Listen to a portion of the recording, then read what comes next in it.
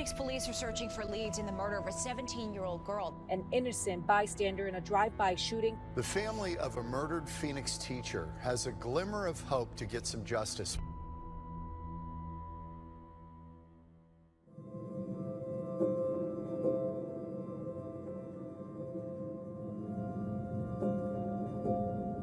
She was 17 years old.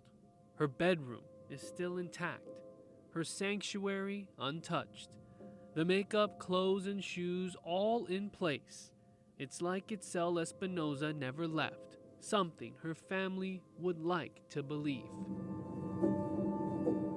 I'm Eduardo Espinoza, and Itzel Espinoza, she's my daughter. Itzel aspired to be a social media influencer. Her Instagram following showed she was on track, although her dad, Eduardo, reminded her to focus on her studies. My daughter was kind of like the center of attention, and her lifestyle, she was kind of like, in a way, kind of blindfolded by her lifestyle. Itzel was about to enter her senior year at Dysart High School in El Mirage, but Eduardo says she started hanging around the wrong crowd. After a night of not being able to reach Itzel on the phone, Eduardo reported her missing to police. I was waiting, and yeah, she never replied.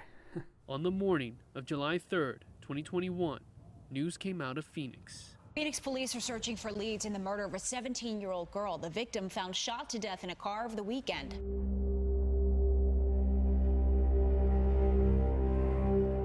The car did not belong to Itzel, but it's where someone found her in the passenger seat around 5:30 in the morning. The alley near 35th Avenue and Southern transformed into a crime scene. I was kind of like in denial because I was like, no, if it would have been her, they would be saying, a teenager, because she was a teenager still. But one of the first articles on news on her, they were talking about like having they finding a woman in a vehicle in an alley. Deep down inside, I already knew it was, my daughter, but I didn't want to believe it. Someone had abandoned Itzel in a stolen Lexus, left to die. The root of her senseless murder was a fight with another girl who police later identified as Lindsay Aguilar. They connected that night through somehow, I guess you want to call so mutual friends. We're like not really friends, but I guess mutual people.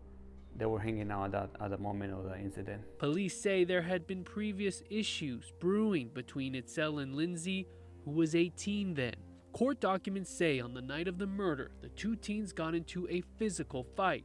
Itzel ran to a parked car close by, got inside, and locked the door. She got into confrontation with this person, and then she called it quits, and then she kind of got away from the situation, removed herself from that area, but then like this girl, she, for every reason, she wanted some more, and she took it to the stream. Investigators say Lindsay followed, banged on the window, demanding for Itzel to come out. But there was another person involved, 19-year-old Jesus Padilla. He was supposed to be Itzel's friend, but he handed Lindsay a 9mm handgun at her request. Police say she then fired into the front passenger window several times, killing Itzel.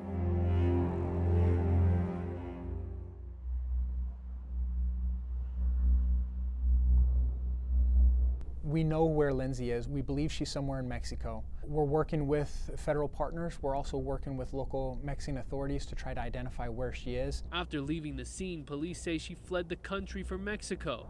Investigators described her as 5'3", 110 pounds, with black hair and brown eyes. Her appearance 3 years ago. She may be going under a different alias. She may have changed her appearance. Those are all possibilities. But the one thing that we want to dig in on is we need to identify where she is and hold her accountable for this violent murder. As for Jesus Padilla, he was held accountable for the murder. He took a plea deal, and in July of 2023, he was sentenced to 13 years for reckless manslaughter. He's now here at the Lewis prison. During Padilla's sentencing, Itzel's family members read their victim impact statements. Before she was killed, she posted on Snapchat, this was her brother. I didn't understand that because she've only known him a few months. A week later, He's doing nothing, standing there watching as Lindsay Aguilar is beating her. So yeah, I could easily say I lost my daughter, but it's not just me losing my daughter. It's like everyone losing her. Family, friends come around, but her room is empty. I can't hear her laughs, her music. Court records reveal Padilla had committed armed robbery a little more than a month before Itzel's death. We know that from the first case in May, where he and his friend went over and robbed the victim in that case, basically took his gun from them and pointed it at him and threatened him if he didn't turn over other property.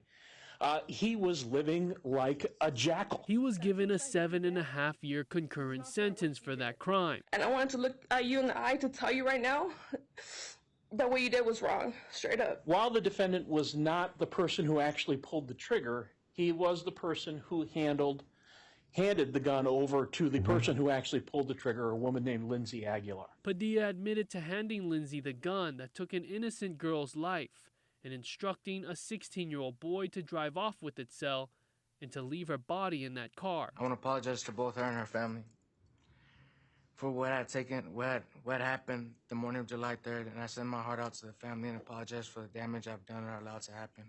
Itzel never deserved this. She was one of a kind. I truthfully don't think words can possibly describe how wonderful and amazing she really was. According to Phoenix police data, the department's average homicide clearance rate is 72% from 2009 through 2024.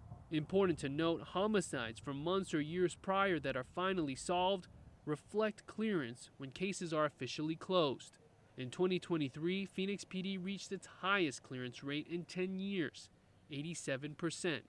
But Itzel's case is not closed yet, despite Padilla's conviction.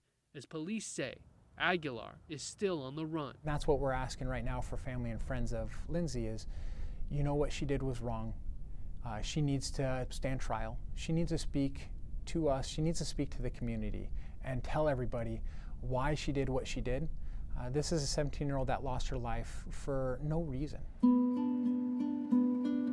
This is our little thing we do every day.